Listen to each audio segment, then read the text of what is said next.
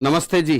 जय हिंद। कैसे हैं आप सभी लोग? उम्मीद करता हूं आप एकदम स्वस्थ, जबरदस्त, बेहतर और जिंदाबाद और पढ़ने के लिए मेरी ही तरह उत्सुक। मैं पढ़ाने के लिए और आप पढ़ने के लिए पूरी तरीके से उत्सुक हैं। उम्मीद करता हूं आप लोग एकदम स्वस्थ हैं, है ना? किसी प्रकार की कोई समस्या नहीं है।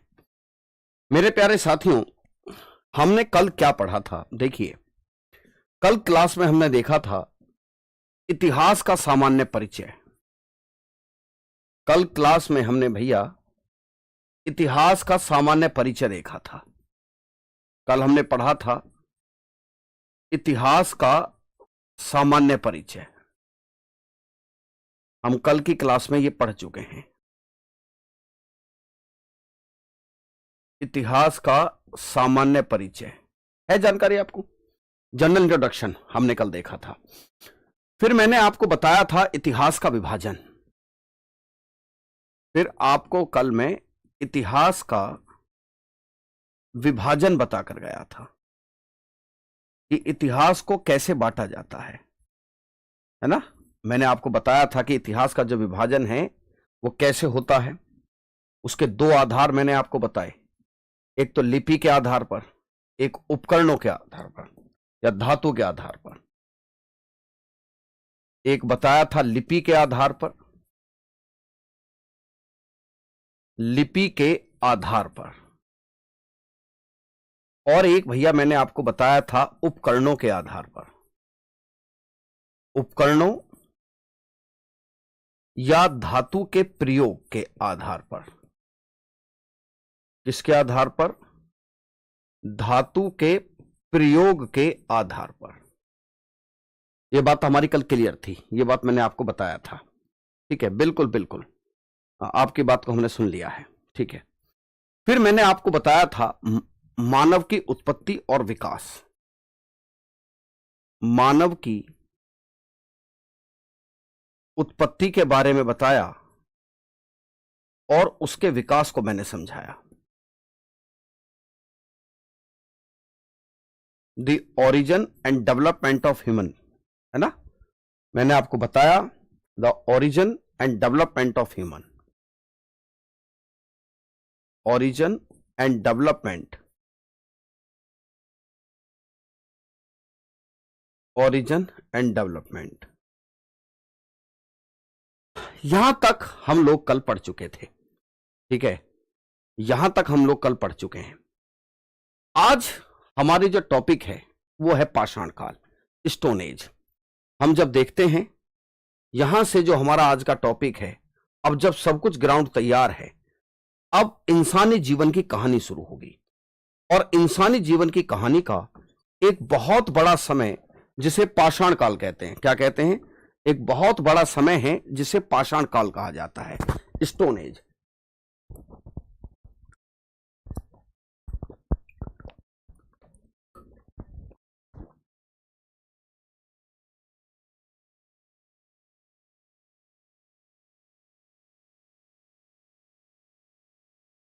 इंसानी जीवन का सबसे प्रारंभिक चरण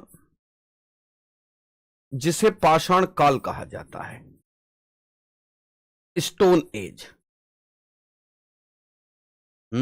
आज हम इस पर विस्तार से चर्चा करने जा रहे हैं। यह तो बात मोटी मोटे तौर पर बातों से ही स्पष्ट हो जाती है कि यह एक ऐसा ड्यूरेशन है जब इंसान ने पत्थरों पर अपना पूरा जीवन बिताया। उसके जीवन में पाषाणों का इतना बड़ा इंपॉर्टेंट रोल था कि उस टाइम पीरियड को पाषाण काल तक कह दिया गया, है ना? और हम आपको एक चीज और बता दें, मैंने कल आपको यह भी बताया था कि who is human, who is human, मानव कौन है? तो याद रखिए, मानव उपकरण बनाने वाला जानवर है। मानव उपकरण बनाने वाला जानवर है। और मानव ने शुरुआत में ये जो उपकरण हैं ये पत्थर के बनाए, ये पाषाण के बनाए, इसीलिए उस ड्यूरेशन को स्टोन एज कहते हैं। क्या कहते हैं? Stone age. आइए साहब, हेडिंग डाल लीजिए, पाषाण काल या स्टोन एज। यहां से इंसानी जीवन की या इंसानी उस कहानी की शुरुआत होती है जिस कहानी को हम सब जानना चाहते हैं। Put the heading that is stone age या पाषाण काल। स्टोन एज या पाषाण काल।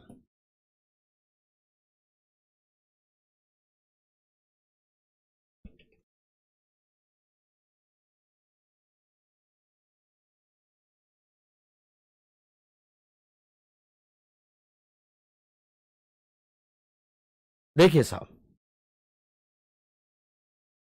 पाषाण काल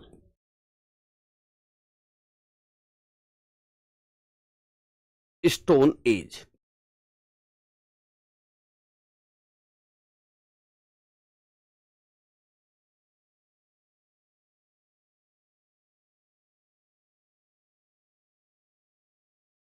चलिए, पाषाण काल देखिए भैया, ये जो शब्द है पाषाण काल, इस शब्द का सबसे पहले प्रयोग किसने किया था? इस शब्द को सबसे पहले जे क्रिस्टियन नामक एक इतिहासकार थे, उन्होंने जे थॉमसन ने इस शब्द का प्रयोग किया था। सबसे पहले इस शब्द का प्रयोग, सबसे पहले इस शब्द का प्रयोग जे थॉमसन ने किया था। जे थॉमसन ने किया था। Very firstly this word, the word stone age, the word stone age introduced by J. Thomson, by J. Thomson। ये वो समय है जिस समय में इंसान के जीवन में पत्थरों का बहुत बड़ा इंपॉर्टेंट रोल है। तो सबसे पहले इस शब्द को अगर किसी ने प्रयोग किया था तो उस शख्स का नाम जे थॉमसन था। क्या था? J Thomson. देखिए, पाषाण काल, पाषाण काल, पाषाण काल कब से कब तक माना जाता है? 5 लाख बीसी से 3000 बीसी तक। कहां तक? 5 लाख बीसी से 5 लाख बीसी से 3000 बीसी तक का समय माना जाता है।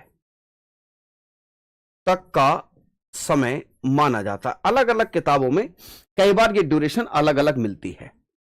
तक का समय माना जाता है।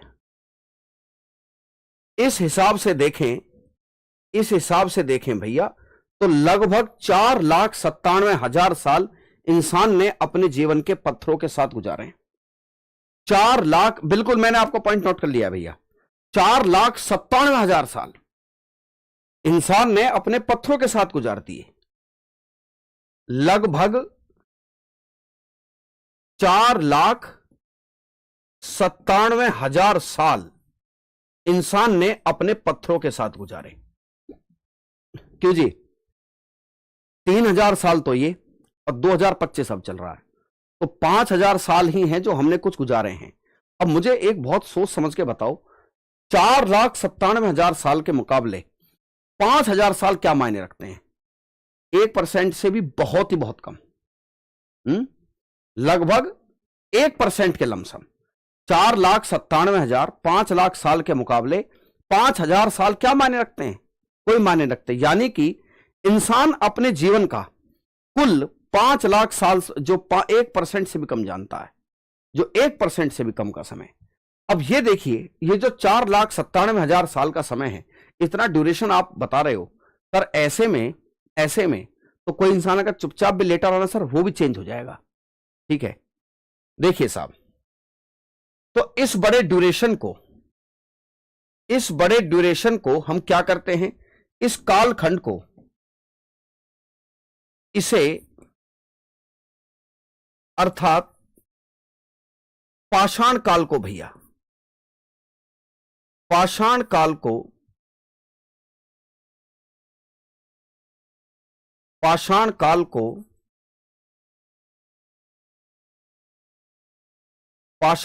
को हम कई भागों में बांटते हैं, हम आगे भी विभाजित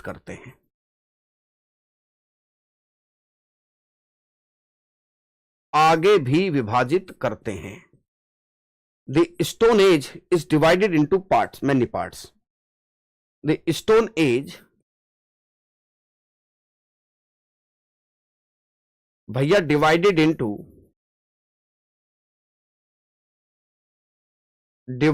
into parts. स्टोन एज को फिर आगे भी भागों में बांटा जाता है।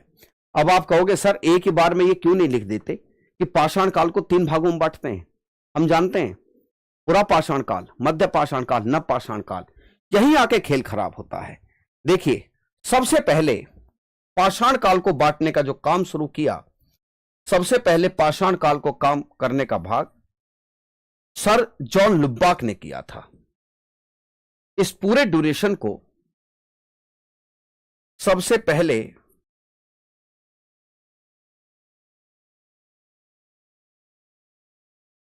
यह प्रयास किसने किया था? सर जॉन लुब्बाक ने। यह प्रयास जॉन लुब्बाक ने किया। देखो कैसे आप उसको बांटते हो, यह एक बड़ी इंपॉर्टेंट बात है। हम पाषाण काल में यह देखते हैं कि जो पत्थरों के उपकरण हैं, उनकी फिनिशिंग, उनका ढांचा, उनको यूज करने का तरीका समय के साथ साथ अपग्रेड होता चला गया और कई बार ठीक ठाक अपग्रेडेशन मिला, तो उसी बेस पर हम कहते थे कि भाई ये जो है पाषाण काल को हम, ये अलग लोग थे। और जो देखो बड़ा अजीब होता है, नमस्ते भैया, कोई आदमी बहुत बड़े पत्थर का प्रयोग कर रहा है, अचानक से वो उसी के ऊपर गिर गया, ठीक है, उसी के ऊपर गिर गया, तो पता चला कि शिकारी खुद यहां शिकार हो गया। फिर अकल में बात आई कि पत्थरों को थोड़ा छोटा करो, तो और मानने लगे कि इनका दिमाग और तेज है। फिर और तेज दिमाग हुआ, यार इनको थोड़ा नुकीला बनाओ, उनको नुकीला बनाइए, छोटे पत्थर, ताकि प्रोजेक्टाइल कर सकें। तो ऐसी स्थिति में यह समझ में आता था कि धीरे धीरे लोगों का दिमाग विकसित हो रहा था, धीरे धीरे पत्थरों का प्रकार अपग्रेड हो रहा है। इसी बेस पर हम कहते हैं कि पाषाण काल को कई भागों में बांटा जा सकता है। तो सबसे पहले यह प्रयास मिस्टर सर जॉन लुब्बाक ने किया था। इन्होंने किया था भैया, जॉन लुब्बाक के द्वारा किया गया। जॉन लुब्बाक क्या के द्वारा किया गया?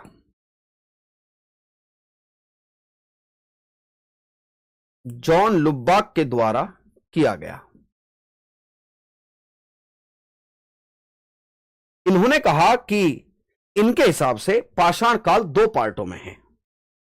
जो जॉन लुब्बाक थे, इन्होंने पाषाण काल को 2 भागों में बांटा। इन्होंने कहा कि जो पाषाण काल है भैया, वो 2 भागों में है। पाषाण काल 2 भागों में। इन्होंने कहा कि एक भाग तो पुरा पाषाण काल है, पुरा पाषाण काल, और इन्होंने कहा कि एक टाइम पीरियड नव पाषाण काल है। पुरा पाषाण काल और नव पाषाण काल। इन्होंने कहा कि देखिए साहब, हम इसको डिवाइड कर रहे हैं। पहला है पैलियोलिथिक और दूसरा टाइम पीरियड इन्होंने कहा नियोलिथिक। नियोलिथिक। सवाल यह बनता है, एक बड़ी अच्छी चीज यह है कि मान लीजिए शुरुआत में हिमयुग था, आइस एज बोलते हैं जिसे। तो आइस एज में जानवर भी बड़े थे, तो बड़े जानवरों का शिकार करने के लिए बड़े पत्थर चाहिए थे। धीरे धीरे बर्फ पिघलने लगी, नए घास के मैदान आए, छोटे छोटे जानवर आने लगे। अब इतने छोटे जानवर को आप एक बड़े पत्थर से शिकार करने चल दिए, तो हाउ मूर्ख यू आर, कितने बड़े मूर्ख हो आप। ये आप तो खुद ही शिकार हो जाओगे। यहां पर शिकार क्या होगा, यहां पर शिकार खुद शिकार होने की पूरे पूरे चांस हैं। तो फिर छोटे हथियार बनाए गए। तो हुआ क्या कि एक व्यक्ति थे जिनका नाम था मिस्टर लॉर्टेट। लॉर्टेट साहब ने कहा कि ये जो पत्थर हमें छोटे दिखाई दे रहे हैं, ये जो पत्थरों के हमें अलग अलग आकार दिखाई दे रहे हैं, ये जो पत्थर की हमें जो जरूरत दिखाई दे रही है, वो बदलते हुए मौसम के हिसाब से है। मान लो हमेशा हिमयुग ही रहता, हमेशा बड़े बड़े जानवर ही रहते तो इंसान अपने पत्थरों का आकार क्यों बदलता? अपने पत्थरों का आकार क्यों बदलता? और ये पत्थरों के हथियारों का आकार वो इसीलिए बदल रहा क्योंकि जलवायु परिवर्तन हो रहा है। तो एक व्यक्ति थे मिस्टर लार्टेट महोदय, उन्होंने सबसे सटीक क्लासिफिकेशन किया। कौन थे? मिस्टर लार्टेट महोदय। 1970 में इन्होंने इतिहास का विभाजन किया। 100% लार्टेट महोदय 1970 में। कौन थे? लार्टेट। लार्टेट ने पाषाण काल को 3 भागों में बांटा। पाषाण काल को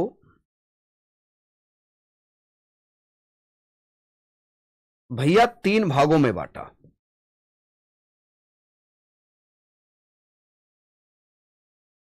इन्होंने कहा कि पहला भाग पुरा पाषाण काल है, that is palaeolithic as.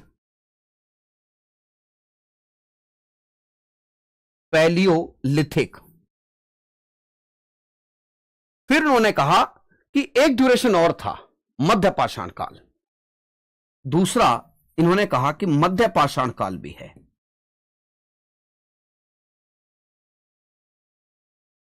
That is Mesolithic. और एक होता था नवपाषाण काल। कौन सा है? नवपाषाण काल। नवपाषाण काल, दैट इज नियोलिथिक एज। कौन सा था भैया? नियोलिथिक।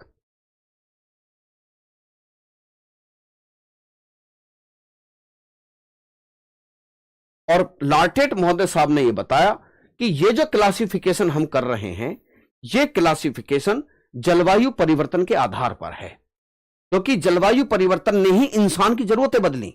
अगर जलवायु एक जैसी ही रहती तो कोई जरूरत नहीं थी बदलने की। यह जो क्लासिफिकेशन था, यह जलवायु परिवर्तन के आधार पर था। यह विभाजन जलवायु परिवर्तन के आधार पर था। किसके? जलवायु परिवर्तन के आधार पर। यह भैया जलवायु परिवर्तन के आधार पर यह विभाजन है। बात समझ में आई? ठीक है? नहीं समझ में आई भैया?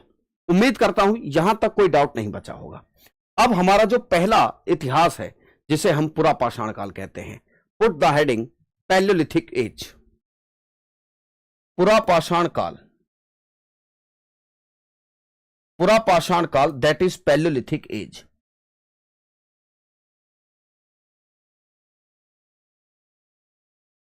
पुरा पाषाण काल।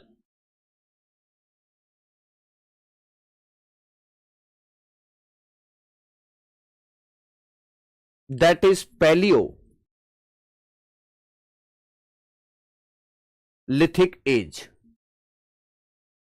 पुरा पाषाण काल, पुरा पाषाण काल।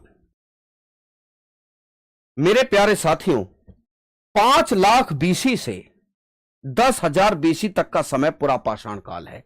गुरुजी, जब इतना लंबा चौड़ा समय पत्थरों के साथ काट दिया, तो आजकल ये जो चल रहा तमाशा, ये मिसाइल बना देंगे, वो रॉकेट छोड़ देंगे, कितना समय तुम ही लगा लो। इंसान के जीवन का 1% भी नहीं है जिसके ऊपर हम इतना उछल रहे हैं। यह ड्यूरेशन 5 लाख बीसी से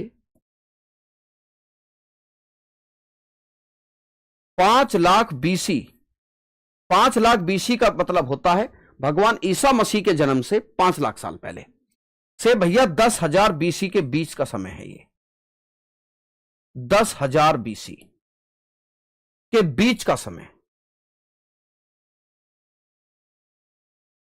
के बीच का समय माना जाता है कि भारत में पुरा पाषाण काल है। क्या है जी? पुरा पाषाण काल। देखिए, वैसे तो भारत के लोगों को कोई खास रुचि नहीं थी कि किसी भी प्रकार से वो इंसानी जीवन की कोई खोज करें। तो भारत में अगर पुरा पाषाण काल के बारे में देखा जाए तो सबसे पहले मिस्टर रॉबर्ट ब्रूस फुट थे। कौन थे? भारत में जो प्री हिस्टोरिक है, जो ड्यूरेशन है पैलेलिथिक एज का या प्राग ऐतिहासिक काल का, प्रागैतिहासिक काल में भी कौन सा, दैट इज प्री हिस्टोरिक। तो इसमें बहुत बड़ा इंपॉर्टेंट रोल माना जाता है एक शख्स का जिनका नाम था मिस्टर रॉबर्ट ब्रूसफुट। सर थोड़ा बड़ा लिखें, ओके सुनिए जरा, ठीक है। तो ये 5 लाख बीसी से 10,000 बीसी तक का समय है। तो जो पूरा पाषाण काल का जो ड्यूरेशन है, सबसे पहले कहानी जहां से शुरू होती है ये मद्रास है। मद्रास में एक जगह पड़ती है, नाम है पल्लवरम। सबसे पहले एक जगह पल्लवरम है। पल्लवरम से एक शख्स जिनका नाम क्या था, पल्लवरम से mister Robert Bruce Foote, mister Robert Bruce Foote, mister Robert Bruce Foote एक पाषाण काल का उपकरण प्राप्त करते हैं। क्या प्राप्त करते हैं भैया? पाषाण उपकरण प्राप्त करते हैं सबसे पहले। और जैसे ही पाषाण उपकरण पल्लवरम से मिलता है, ये मद्रास के पास है। किसके पास है भैया? ये मद्रास के पास की एक जगह है। उनको यहां से पता चलता है कि भारत में कहीं ना कहीं बहुत पुराना इतिहास रहा है। फिर पल्लवरम, उसके बाद 2 अन्य स्थान और थे। एक था वदमदुरै, वदमदुरै से मिले। फिर अतिरमपक्कम, कहां से मिला? अतिरमपक्कम। अतिरमपक्कम से भी हमें स्टोन टूल्स मिले, है ना। और यहां से प्राप्त करने वाले थे mister William king. William king थे। तो यहां से पत्थर मिलने शुरू हुए और उन पत्थरों का ड्यूरेशन जब हमने मैच किया तो हमने मैचिंग करने के बाद पता चला कि ये पुरा पाषाण काल से संबंधित साइट है। कहां से थी? पुरा पाषाण काल से संबंधित साइट थी। अब देखिए दादा, 5 लाख बीसी से 10,000 बीसी तक का ड्यूरेशन, इतना बड़ा ड्यूरेशन था, ठीक है। इसको भी आगे 3 भागों में बांटा गया। इसको भी क्या करते हैं, ये जो ड्यूरेशन था 5 लाख बीसी से 10,000 बीसी के बीच का जो समय है भैया, इसे भी 3 भागों में बांटा गया। नंबर 1, नंबर 2 और नंबर 3। बहुत इंटरेस्टिंग अब चीजें होने जा रही हैं। तुम्हें ऐसा लगेगा कि हम किस दौर से गुजर के आए हैं, है ना। बड़ी इंटरेस्टिंग चीजें होने जा रही हैं भैया।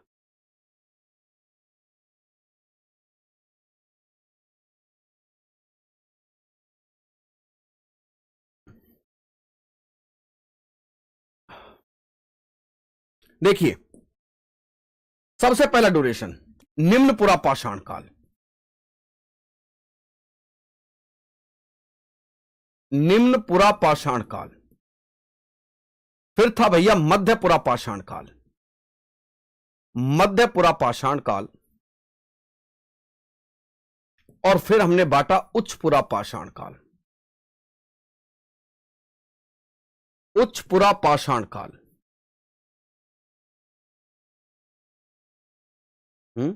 That is lower palaeolithic. ये ड्यूरेशन था लोअर पैलियोलिथिक। आपको मैं एक चीज बहुत अच्छे से बता दूं, ये टॉपिक क्या है? ये टॉपिक वो हैं जिन्हें बच्चा छूना ही नहीं चाहता। ये वो टॉपिक हैं जिनको बच्चा बिल्कुल भी छूना ही नहीं चाहता है। तो इसको समझने में आपको थोड़ा सा कंसंट्रेशन की जरूरत पड़ेगी। फिर है आपका मिडिल पैलियोलिथिक।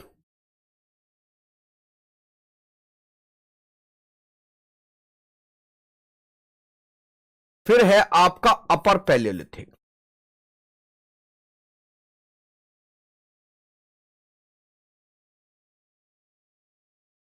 भैया याद रखना, पुरा पाषाण काल की शुरुआत कब होती है? भैया पुरा पाषाण काल की शुरुआत ही तब होती है जब भारत में आइस एज था। भारत में आइस एज था। और उच्च पुरा पाषाण काल तक आते आते, यहां तक आते आते अब धीरे धीरे हिमयुग समाप्त होने लगा था। कहानी कहां से शुरू होती है? जब आइस एज था। आइस एज, जब हिमयुग चल रहा था। ओके, यह कहानी कहां से शुरू हुई? यहां पर मानव कौन सा था? होमो इरेक्टस। होमो इरेक्टस था। क्या आप बात कर रहे हो सर, हम नहीं थे क्या? हम तो होमोसेपियंस हैं, हम होमोसेपियंस हैं, हम तो आए ही उच्चपुरा पाषाण काल में हैं, यहीं पर होमोसेपियंस आए हैं। नहीं समझ में आई भैया? तो जहां पर आप देखेंगे यही वो समय था जब हिमयुग की समाप्ति हुई। जब हिमयुग की क्या हुई है, जब आइस एज धीरे धीरे पृथ्वी से समाप्त हो रहा था। यानी कि आइस एज के समय में भी भारत में जीवन था, लेकिन भारत में यह जीवन होमो इरेक्टस के रूप में था। और मुझे कमेंट करके बताइए कितने बच्चे होमो इरेक्टस के बारे में नहीं जानते। कल की क्लास देखिए, भारत में होमो इरेक्टस भी मौजूद था। नर्मदा घाटी में होमो इरेक्टस के साइन मिले हैं, लेकिन धीरे धीरे क्या हुआ, आइस एज खत्म होता चला गया और एक दिन आइस एज की धीरे धीरे समाप्ति हुई और वी द होमोसेपियंस हमारे सामने आने लगे। लेकिन यह कहानी इतनी भी आसान नहीं है। कहानी को आगे बढ़ाने के लिए हमें कहां जाना पड़ेगा? हमें लोअर पैलेलिथिक एज या निम्न पुरा पाषाण काल पर जाना होगा। हेडिंग डालिए निम्न पुरा पाषाण काल। अब आप बहुत ज्यादा एंजॉय करने वाले हैं इसका। निम्न पुरा पाषाण काल,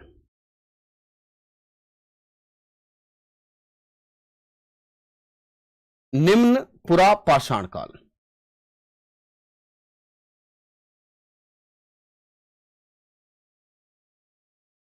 निम्न पुरा पाषाण काल भैया, that is lower Palaeolithic. Lower Palaeolithic. अब देखिए, इसका टाइम पीरियड 5 लाख साल से, यह 5 लाख साल से 5 लाख बीसी से भैया 50,000 बीसी तक इसका कालक्रम है। तक इसका काल है, इसका जो ड्यूरेशन है वो इतना है भैया। ठीक है, चलिए आगे देखिए। इसकी खोजकर्ता, इसके खोजकर्ता रॉबर्ट ब्रूस फुट हैं। Robert Bruce foot.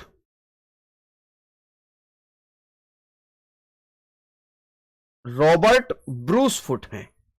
मुझे कमेंट करके बताइए पाषाण काल प्री हिस्टोरिक है, प्रोटो हिस्टोरिक है या हिस्टोरिक है? कमेंट करिए। पाषाण काल प्री हिस्टोरिक है, प्रोटो हिस्टोरिक है कि हिस्टोरिक है? कमेंट करके बताइए। बताओ बताओ। पाषाण काल प्री हिस्टोरिक, ठीक है, बताओ। पाषाण काल प्री हिस्टोरिक है, प्रोटो हिस्टोरिक है या हिस्टोरिक है? Do the comment. कमेंट करके बताइए। पाषाण काल प्री हिस्टोरिक है, प्रोटो हिस्टोरिक है कि हिस्टोरिक है? प्री हिस्टोरिक है। इसीलिए रॉबर्ट ब्रूस फुट को भारत में प्राग ऐतिहासिक काल का पिता कहते हैं, है ना, क्योंकि हम पाषाण काल पढ़ रहे हैं। भारत में प्राग ऐतिहासिक काल का पिता है ये। भारत में, बल्कि थोड़ा सा तो नीचे की तरफ लिखोगे ज्यादा सही रहेगा। भारत में प्राग ऐतिहासिक काल का पिता कहते हैं। भारत में इस शख्स को प्राग ऐतिहासिक काल का पिता,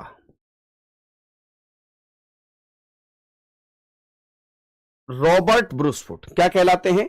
भारत में प्राग ऐतिहासिक काल के पिता कहे जाते हैं। प्राग ऐतिहासिक काल के पिता मिस्टर रॉबर्ट ब्रूस फुट। देखिए कहानी कैसे शुरू हुई। जब तक आप किसी चीज को नक्शे पे नहीं देखेंगे बात क्लियर नहीं होगी, और बात को क्लियर होना बहुत ज्यादा जरूरी है, बहुत ज्यादा जरूरी है। जब तक हम अपने चीजों को अपने दिमाग में विकसित नहीं करेंगे तब तक कोई लेना देना किसी बात का है नहीं, है ना। दिमाग की क्षमता यह कहती है कि हमारे दिमाग में जो चीज जितनी जल्दी आती है वो उतनी ही जल्दी चली जाती है।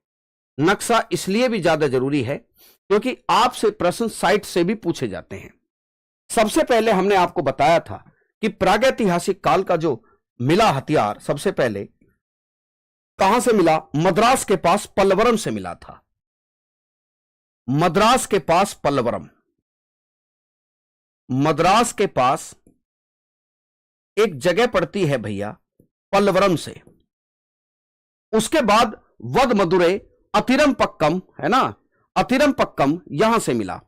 तो मद्रास के पास जो पल्लवरम है, यहां से जो हथियार मिला वो कैसा दिखता था? वो इस तरीके से दिखता था, इस तरीके से। ये रहा।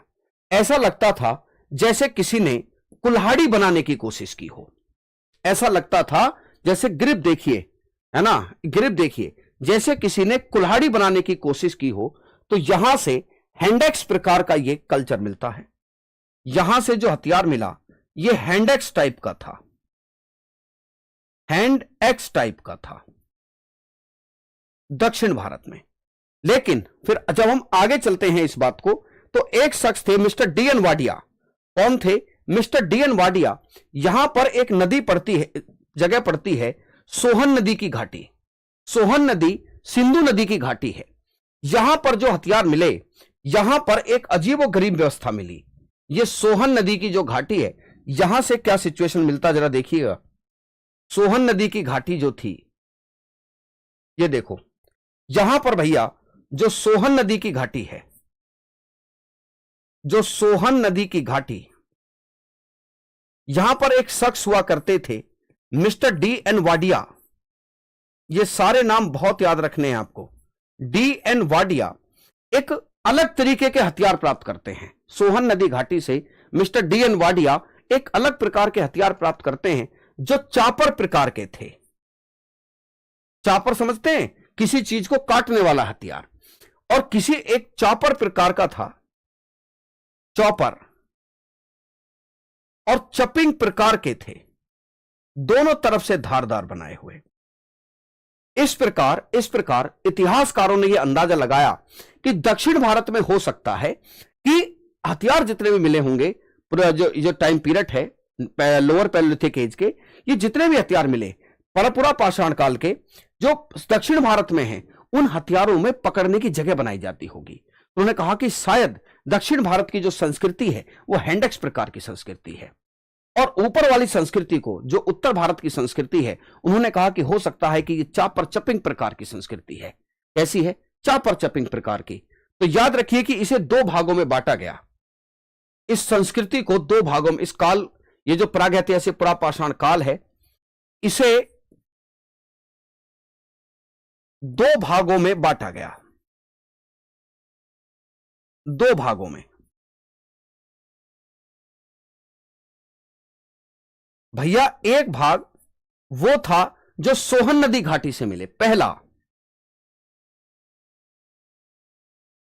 चापर चपिंग पैबुल संस्कृति। Chopper chopping pebbles culture. देखिए आने वाला समय है कि यहां पर एक जगह मिलेगी चौतरा। क्या मिलेगी? यहां पर एक जगह मिलेगी चौतरा। और याद रखिए जो चौतरा नामक स्थान होगा, इस चौतरा नामक स्थान से एक खास बात देखने को मिलेगी कि यहां से जो चापर चपिंग प्रकार के हथियार, और यहां से हैंडेक्स प्रकार के हथियार भी मिलेंगे। हैंडेक्स टाइप के स्टोन टूल्स भी मिलेंगे, जो इस बात का अंदाजा लगाने के लिए काफी हैं कि ये दोनों संस्कृतियां एक उत्तर भारत में थी और एक दक्षिण भारत में थी। मोबाइल को टेढ़ा करके देखो। सर छोटा लिख रहे, मुझे भी यहां से स्क्रीन दिखाई देती है। मैं भी घर पे जाके क्लास देखता हूं अपनी एक बार कि कहीं बच्चों को समस्या तो नहीं आ रही है। मोबाइल को थोड़ा टेढ़ा कर लिया करो यार, उसकी क्वालिटी बढ़ा लो। क्यों जी? या जोधा अकबर देखना है इसलिए बचा के रखा है सर डाटा। सुनिए, तो जो चौतरा है, तो पता चलता है कि दोनों संस्कृतियां कहीं ना कहीं आपस में मिलती रही होंगी। भाई चौतरा पर हैंडेक्स भी मिला है, चापर चपिंग प्रकार के। अब हैंडेक्स तो दक्षिण भारत की थी और चापर चपिंग क्या है, उत्तरी भारत की। तो कहीं ना कहीं अगर चौतरा में ये दोनों हथियार मिले हैं, जो इस बात का अंदाजा कि कहीं ना कहीं ये दोनों लोग एक दूसरे से दूर नहीं थे, कभी ना कभी किसी ना किसी मौके पर आकर मिलते रहे होंगे। क्यों जी, कहीं ना कहीं मिलते रहे होंगे। तो पहली है चापर चपिंग पेबल संस्कृति, दूसरी है हैंडेक्स संस्कृति। हैंडेक्स संस्कृति, हैंड एक्स संस्कृति, हैंड एक्स संस्कृति, that is hand axe culture.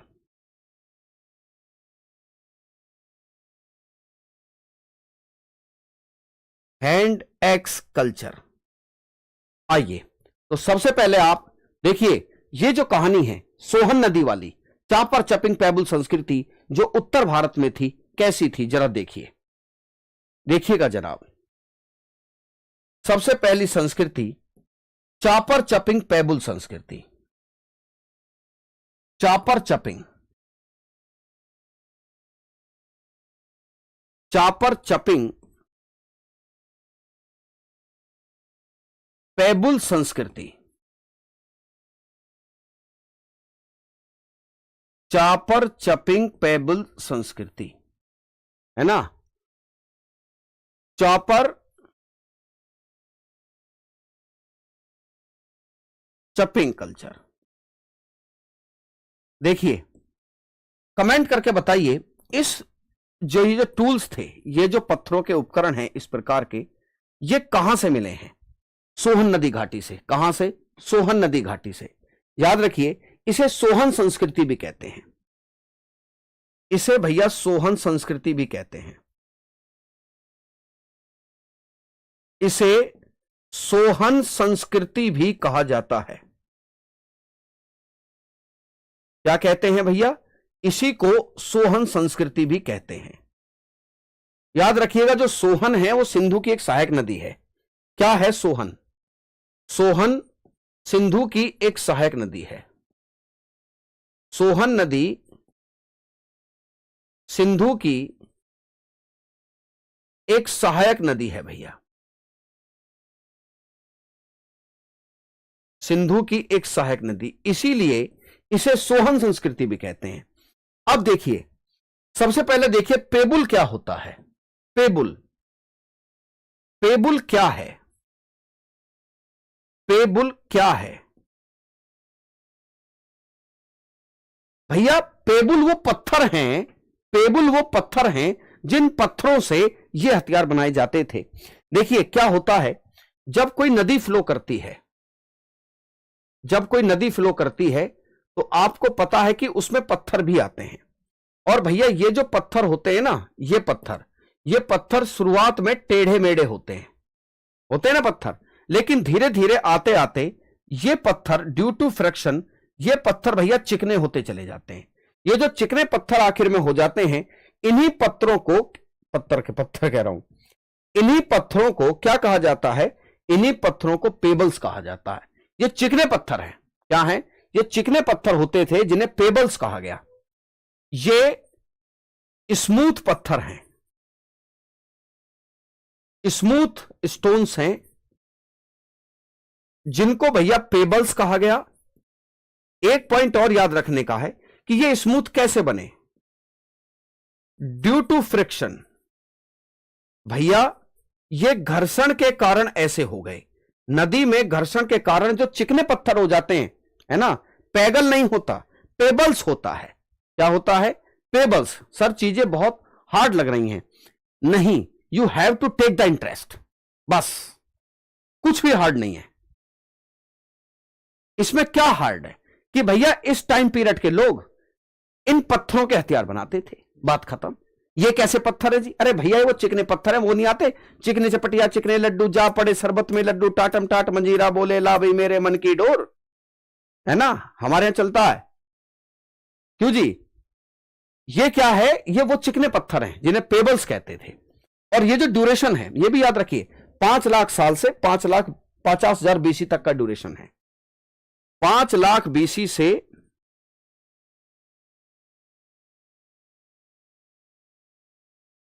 50,000 BC तक का ड्यूरेशन है। ये पेबल्स हैं। क्या है ये? पेबल्स।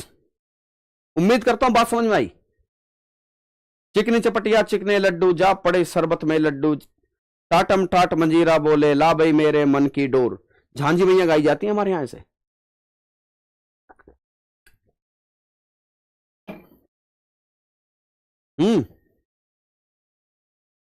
ठीक है, देखिए, तो हम देख रहे हैं कि पेबल्स क्या हैं भैया। ये चिकने पत्थर हैं। ये चिकने पत्थर हैं जो नदी के घर्षण से बने हैं।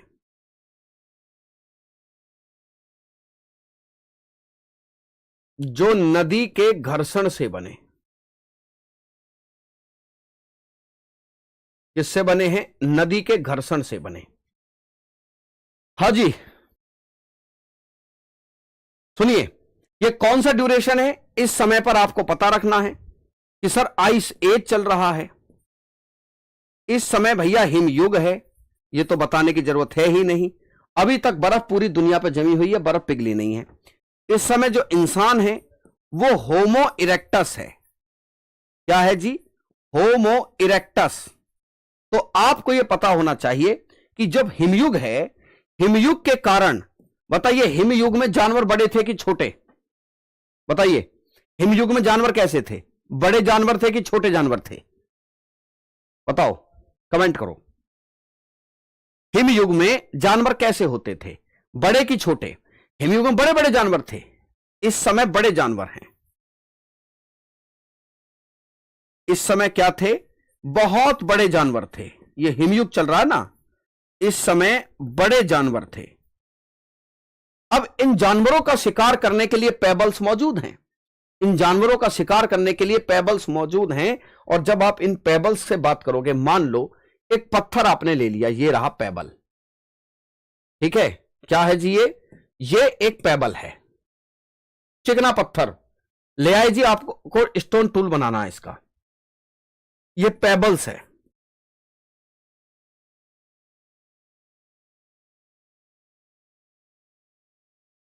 क्या है भैया? That is pebbles. समझ गए?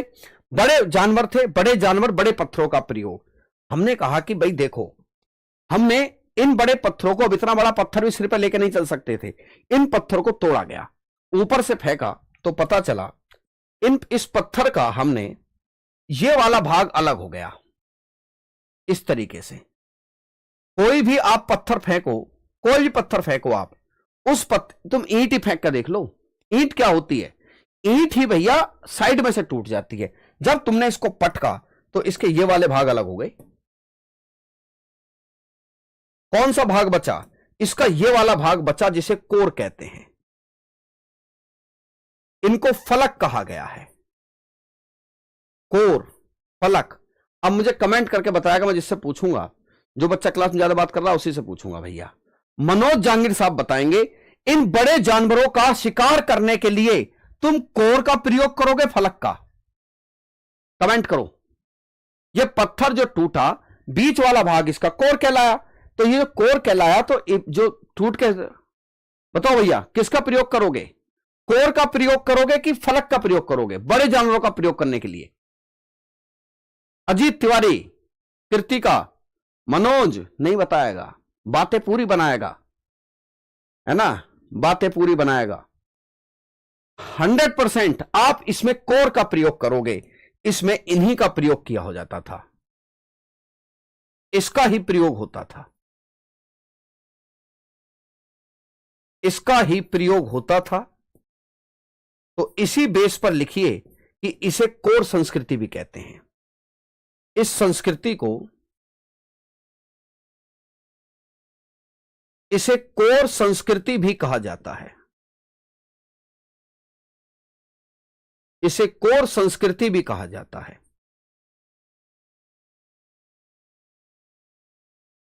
It is also known as core culture.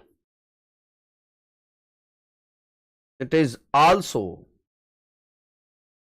known as that is core culture. भैया इसे कोर कल्चर भी कहते हैं क्योंकि इसमें कोर का प्रयोग किया जाता था, है ना। कौन सा ड्यूरेशन है सर? 5 लाख साल से 50,000 BC तक।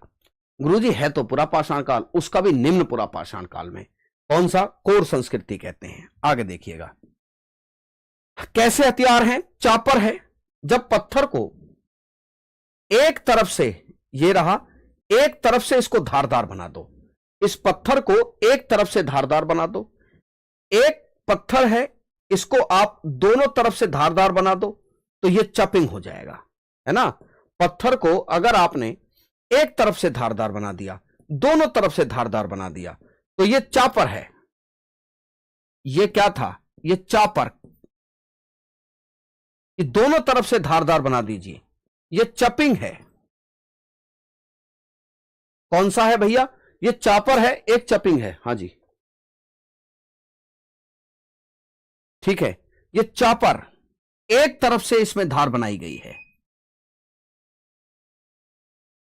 एक तरफ से इसमें धार बनाई गई है और चॉपिंग में दोनों तरफ धार बनाई गई है।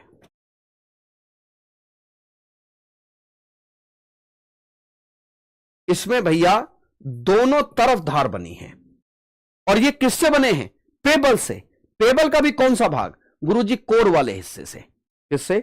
कोर पार्ट से बनाए गए हैं, इसीलिए इसे कोर संस्कृति कहते हैं। तो ये कौन संस्कृति है? ऊपर वाली संस्कृति, इसे सोहन संस्कृति कहते हैं। क्या कहते हैं? सोहन संस्कृति भी कहा जाता है। अब आगे देखिए, एक संस्कृति हैंडेक्स संस्कृति है जो दक्षिण भारत में मिलती है। समझ गए? बात समझ में आई?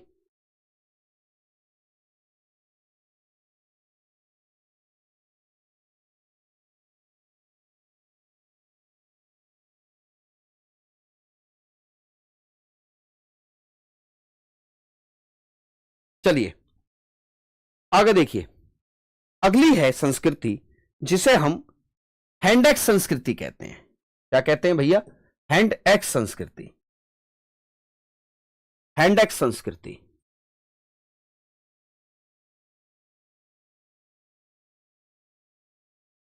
हैंडेक्स कल्चर। कौन सी कल्चर?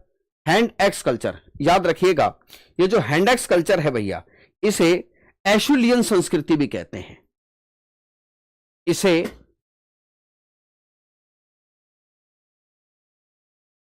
एशुलियन संस्कृति भी कहा जाता है। एशुलियन संस्कृति भी कहा जाता है। क्या है एशुलियन? याद रखना, फ्रांस की एक जगह है जहां से कुछ ऐसे ही टूल्स मिले हैं। एशुलियन फ्रांस की एक जगह है, फ्रांस की एक जगह। आज भी दक्षिण भारत की फिल्म देख लो, एक मिलेगी, एक दादी जैसी उम्र की, वो आएगा, वो मार देगा, वो काट देगा, है ना। उसके हाथ में कुल्हाड़ी रहती है। दक्षिण भारत की फिल्म देखते हो, वो कुल्हाड़ी लेके जा चलते हैं, वो आएगा, मार देगा, काट देगा। वो उनकी कल्चर है, हैंडेक्स संस्कृति। वो आज नहीं है, पुराने जमाने से हैंडेक्स संस्कृति में चलते हैं वो लोग। आएगा, मार देगा, देखना होता है वो, देखो। तो ये फ्रांस की एक जगह है जहां से ऐसे ही हथियार मिले हैं भैया। फ्रांस की एक जगह है, ठीक है। सबसे पहले देखिए, ये तो हो गया कि इस संस्कृति के दो हिस्से हैं। प्रमुख विशेषताएं देखिए, इस संस्कृति की प्रमुख विशेषताएं, इस संस्कृति की भैया प्रमुख विशेषताएं। प्रमुख विशेषताएं ये हैं कि मानव जो है वो पूरी तरीके से आखेटक है, आखेटक है। और मानव जो है पूरी तरीके से शिकारी है, शिकारी। मानव की जिंदगी का उद्देश्य गैदरिंग है और हंटिंग है। हंटिंग है। आज इंसान अगर खाता है तो इंसान आज पैदा भी करना जानता है ना। इंसान आज खाता है चीजों को तो पैदा भी करता है वो। यहां पर मानव कैसा है? मानव जो है वो होमो इरेक्टस है भैया। होमो सेपियंस अभी नहीं आया है, होमो इरेक्टस है। और आग का ज्ञान है इसे, आग का ज्ञान है। एक बात आप समझ लीजिए, कोई व्यक्ति अगर यह कहे कि इंसान ने आग की खोज की तो मूर्ख बनने की बातें है ना। हमारी पुरानी किताबों में है ना जिक्र मिलता है एक ऐसी आग का जो जंगलों में लगती थी। तो 100% बात यह है कि जानकारी तो इंसान को आग की तो क्या है, आग तो इंसान ने पहले से ही देखी है। सबसे बड़ी बात थी आग को कंट्रोल करना, आग का प्रयोग करना एक बहुत बड़ी बात थी।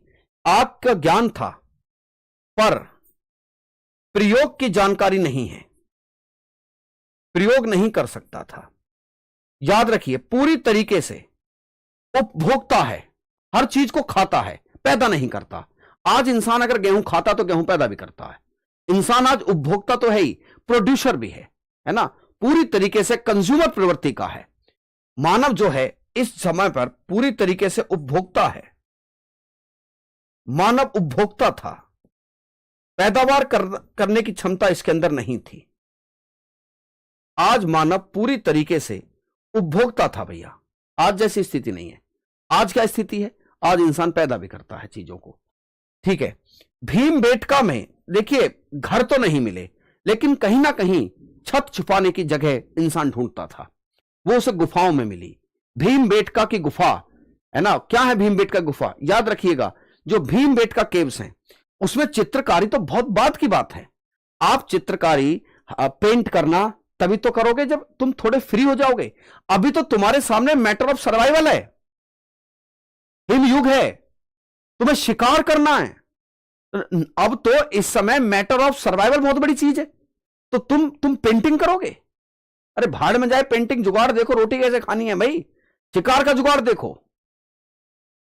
नहीं तो बात समझे। तो इस समय मामला क्या था कि कहीं भी रॉक शेल्टर मिल जाए, कहीं भी चट्टान मिल जाए, ठीक है, इसको ब्लॉक करो जी। इसने दिल बना के फेंक दिए इतने सारे। ऐसे आदमियों को मत छोड़ा करो जी, इसे तो तबाह कर दो चैनल से। ठीक है, ले भाई कर दी इसकी प्रेम कहानी शुरू होने से पहले ही खत्म। ठीक है भैया, नहीं समझ में आई तो बात को समझिए। जो भीमबेटका की गुफाएं हैं, रॉक शेल्टर, अब ये मत कह देना पेंटिंग कहां से आ जाएगी। अभी मैटर ऑफ सर्वाइवल इतना कह रहा है कि अभी तो ये पता नहीं है कल तक जिंदा बचेंगे कि नहीं बचेंगे, यही नहीं पता। याद रखिए भीमबेटका से आश्रय, भीमबेटका से आश्रय, यह पता चलता है कि शायद यहां पर इंसान रहता था। तो क्या पेंटिंग करता था? ए भैया क्या बात कर रहे हो, कोई मतलब ही नहीं पैदा हो रहा। पेंटिंग तो कैसे ही कर देगा इंसान।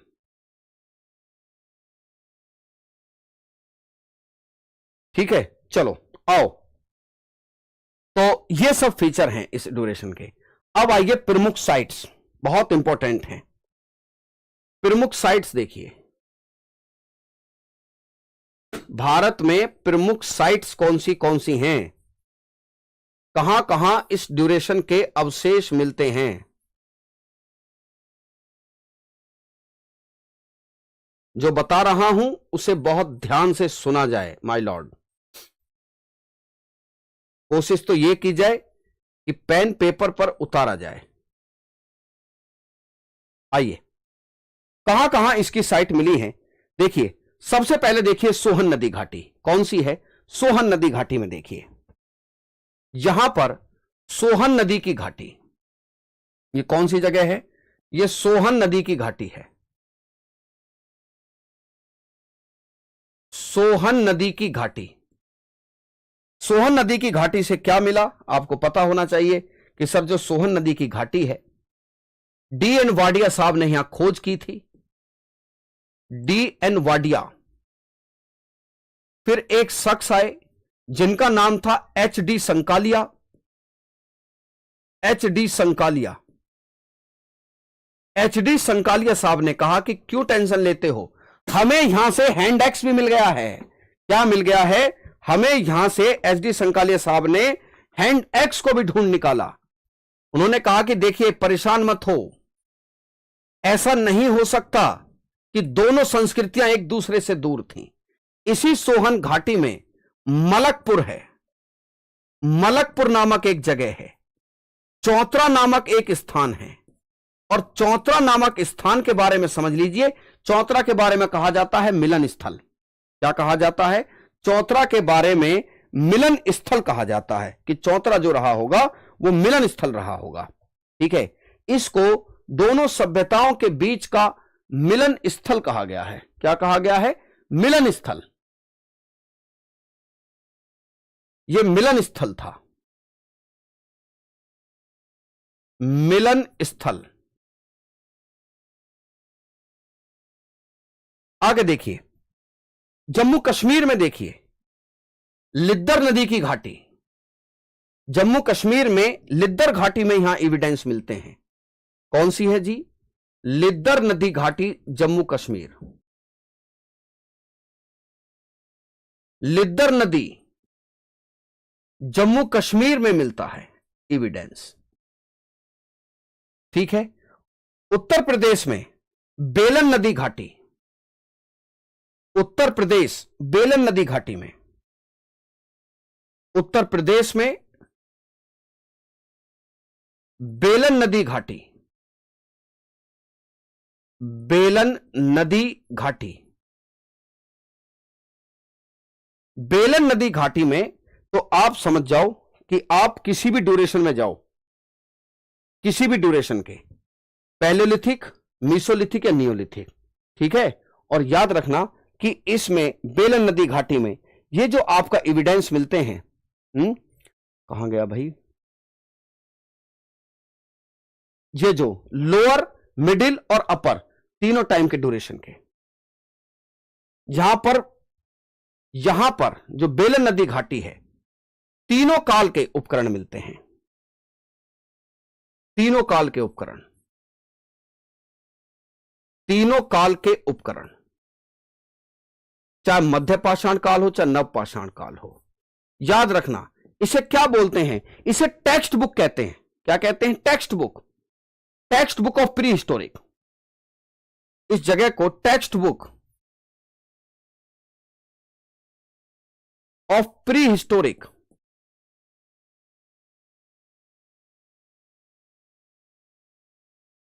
आइए साहब, मध्य प्रदेश में देखिए, मध्य प्रदेश नर्मदा नदी की घाटी, मध्य प्रदेश से यहां से मिलते हैं नर्मदा की घाटी से,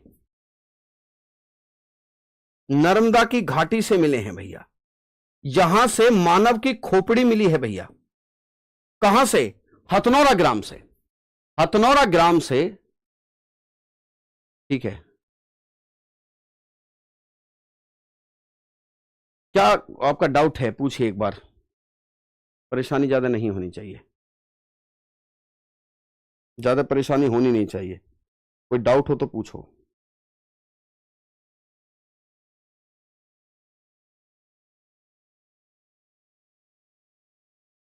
आपका जो है ऊपर चला गया था डाउट, एक बार मुझे दोबारा पूछ लीजिए, दोबारा पूछ लो, दोबारा बता दूंगा मैं, दोबारा बता दूंगा। यूपीएससी का एग्जाम देना है क्या? हमें आज तक नहीं पढ़ा, ये सब आप क्यों पढ़ा रहे हो? Please reply me, genuine question है। समस्या यही है, एक्चुअली समस्या ये है। मैं जब मुझसे किसी ने पूछा कि जी सीएचएसएल में बड़ा मामला खराब रहा, बच्चे जीके जीएस में, मैंने एक ही जवाब दिया, the wrong approach, wrong approach, wrong approach. Approach ठीक कीजिए, एक बार शिद्दत से मेहनत कीजिए। हमारे यहां एक कहावत चलती है, मन से अगर रोया जाए तो काणी आंख से भी आंसू जाता है। जो आंख काणी हो जाती है उसमें आंसू नहीं जाता, लेकिन लोग ये कहते हैं कि अगर बहुत शिद्दत से तुम रो रहे हो तो उस काणी आंख से भी आंसू जाना तय है, उस काणी आंख से भी आंसू जाएगा, याद रखना।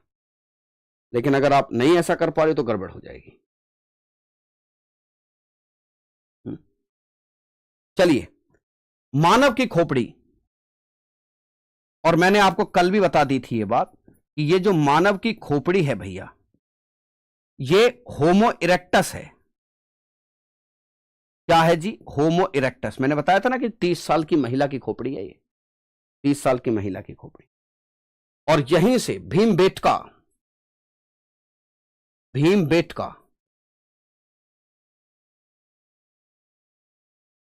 अब ये बार बार मैं लिखते रहा हूं, मद्रास से पलवरम, तमिलनाडु के मद्रास से पल्लवरम नामक जगह से, तमिलनाडु से पल्लवरम नामक स्थान से, पल्लवरम, वदमदुरै, अथिरमपक्कम, और यहां पर महाराष्ट्र से बोरी और नेवासा, महाराष्ट्र से बोरी और नेवासा ये स्थल हैं।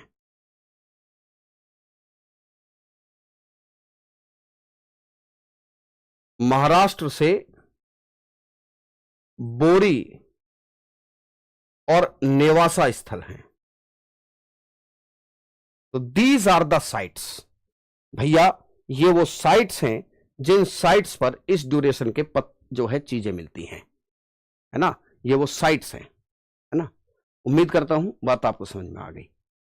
ठीक है, तो ये टाइम पीरियड कौन सा रहा? ये रहा आपका निम्न पुरा पाषाण काल। ठीक है, इससे आगे हम नेक्स्ट क्लास में डिस्कस करेंगे। ठीक है, इसके आगे हम नेक्स्ट क्लास में डिस्कस करेंगे। ओके, उम्मीद करता हूं आपको चीजें समझ में आई हैं। हाँ, मिल जाएगी 100%। चलिए साहब, जी जी, ओके ओके, चलिए साहब, धन्यवाद।